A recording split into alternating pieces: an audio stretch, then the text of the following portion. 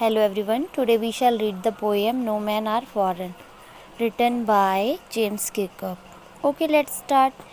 इस पोएम में पोएट कहता है कि वर्ल्ड में रहने वाले सभी लोग जो हैं मतलब एक जैसे हैं ना, और वो बताती है कि सब में एकता मतलब यूनिटी को बताती है ये पोएम, ब्यूटीफुल सी पोएम।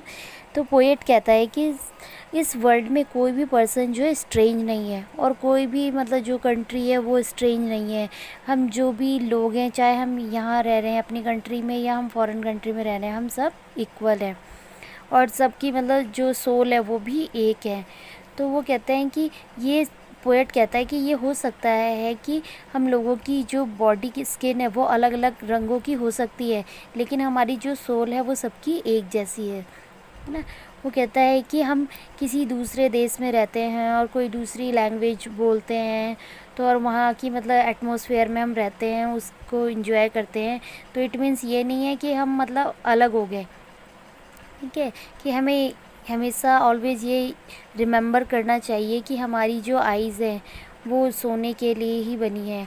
अगर ये नहीं है कि आप अदर कंट्री में रह रहे हो तो आप जगते ही रहोगे, सोने के टाइम पे आप सोओगे, जगने के टाइम पे जगते ही हो, है ना।